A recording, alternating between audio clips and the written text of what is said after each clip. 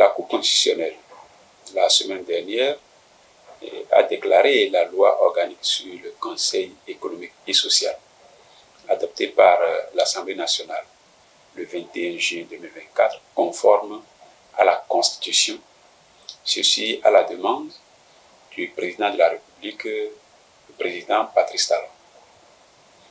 Et nous pensons que ces sages ont certainement leurs raisons, que nous ignorons certainement, parce que c'est une loi qui, pour nous, a été prise pour réprimer les centrales et confédérations, les organisations syndicales, pour avoir osé dire un certain nombre de choses. Qu'il vous souvienne, le 27 avril, les centrales et confédérations, je crois 6, se sont mis ensemble pour organiser une marche pour dénoncer la vie chère dans le pays et la brutalité qui caractérisait la répression des infractions au cours de la route. Et cette marche, qui n'avait pas été formellement interdite, a été réprimée par la police. Nous étions près de 3 dizaines à avoir été arrêtés. Et on a passé la journée dans les locaux de la police judiciaire pour être libérés autour de 22 heures. Et ceci, certainement, à cause de la pression qui s'exerçait aussi bien à l'intérieur que depuis l'extérieur sur le gouvernement. Cette marche a été reprise le 11 mai avec succès. Mais avant que l'ensemble de ces centrales et confédérations ne reprennent cette marche le 11 mai, il y a une centrale qui, le 1er mai, avait aussi organisé une marche pour les mêmes motifs. Et au nombre des manifestants, il y a eu plusieurs dizaines qui avaient été arrêtés et placés, qui ont passé plusieurs jours en détention avant d'être libérés progressivement jusqu'à ce qu'il ne reste un seul. C'est dans cette ambiance que l'Assemblée nationale sort un projet de loi datant de 2004, donc de 20 ans, de l'ère du feu général-major Kérékou, pour l'adopter, l'étudier et l'adopter. Même lorsque nous prenons ce projet de loi, il est dit dans l'article 6 de ce projet de loi que le Conseil économique et social comporte 45 membres énumérés. Et lorsque vous décomptez au niveau des catégories socio-professionnelles qui sont énumérées, vous vous rendez compte que ça fait au total 40. Ce qui veut dire qu'il y a des catégories prévues par ce projet de 2004 qui ont été sorties au niveau de la commission des lois.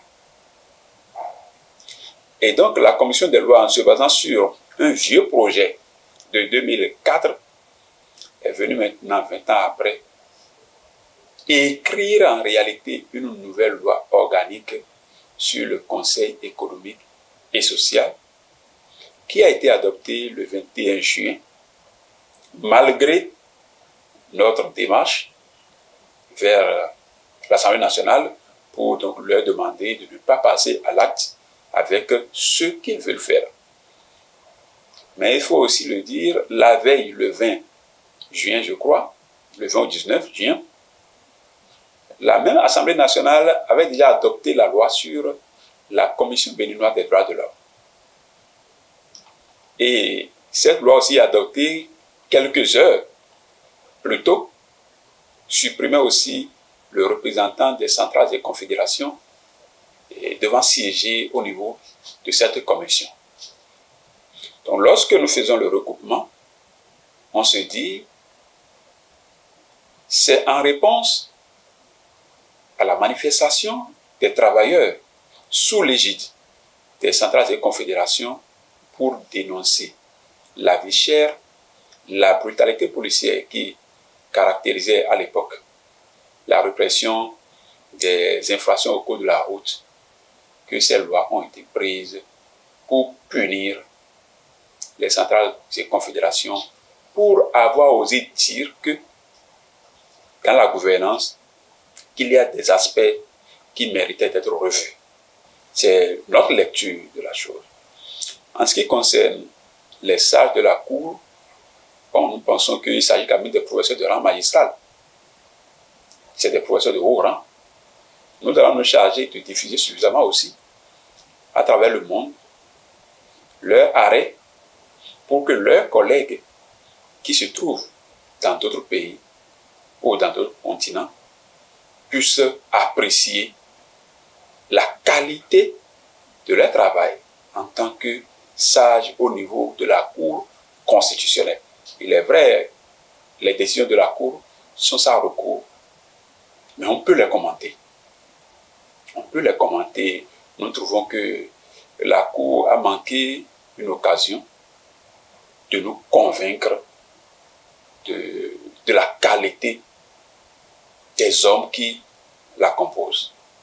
Honnêtement, nous sommes déçus du fait que la Cour n'a pas su regarder tous les contours de cette loi pour l'apprécier à sa juste valeur. Et tout se passe un peu comme si on doit apprécier à l'unisson ce qui se fait par le gouvernement. Or, nous sommes conscients qu'il y a beaucoup de bonnes choses qui se font. Mais de la même manière, toute œuvre humaine a des côtés perfectibles et qu'on nous permet de relever ces côtés qui ne sont pas parfaits afin d'aider la gouvernance à se perfectionner.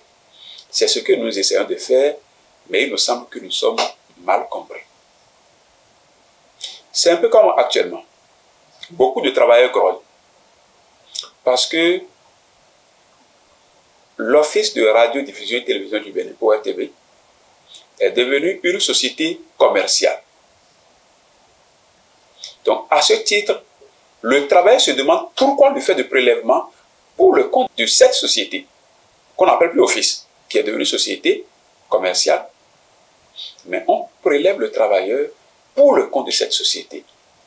Mais est-ce que l'argent est effectivement versé à cette société?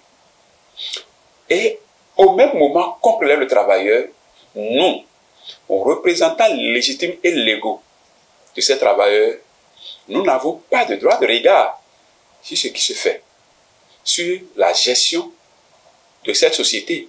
Nous ne faisons pas partie de son conseil d'administration, nous n'en savons rien. Au même moment, on prélève les gens que nous représentons, les gens qui ont voté pour que nous soyons des confédérations centrales représentatives, on prélève sur leur salaire de l'argent au nom de cette société. Nous pensons que c'est des choses qui ne marchent pas. Il est vrai que ce prélèvement date de l'ère de la Révolution. Donc, c'est un vieux truc. Mais est-ce qu'il faut continuer dedans? Il faut quand même s'arrêter et faire le bilan. À quoi tous ces dizaines ou centaines de milliards prélevés sur des décennies ont servi dans la vie de cette structure qui est devenue aujourd'hui société commerciale? Peut-être lorsque nous allons lever le ton, nous allons hausser le ton sur ce sujet pour demander à voir clair, on va encore nous tasser des gens qui veulent rendre le pays ingouvernable. Ce qui n'est pas du tout notre intention. Et nous n'avons pas mandat pour rendre un pays ingouvernable. Bien au contraire, l'objectif de nos centrales et confédérations, c'est à des moments donnés de faire des contributions de qualité pour que la gouvernance puisse être la plus juste possible au profit de tous les citoyens que nous sommes. Ouais, voilà les situations que nous vivons, mais sur lesquelles nous sommes obligés de nous prononcer, même si nous ne sommes pas compris.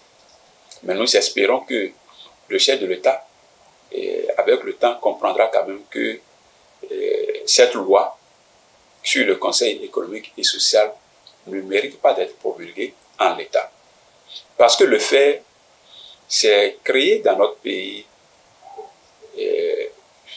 une situation inédite. C'est très bizarre parce que dans aucun pays au monde, il n'existe de conseil économique et social sans les organisations syndicales. Même le Conseil économique et social de l'Union africaine a prévu des sièges pour les représentants des travailleurs. Donc il est vraiment bizarre, c'est inconcevable que le Bénin puisse se particulariser de façon aussi négative en mettant en place un conseil économique qui nous sera difficile d'appeler social, parce que les vrais représentants qui devraient sont exclus. Pour quelle raison? En tout cas, pour nous, c'est que c'est en répression, c'est pour réprimer nos réactions face à la vie chère et à la brutalité policière que la loi a été ainsi conçue. Nous appelons le chef de l'État à ne pas promulguer parce que ce n'est pas une loi juste. Ce n'est pas bien.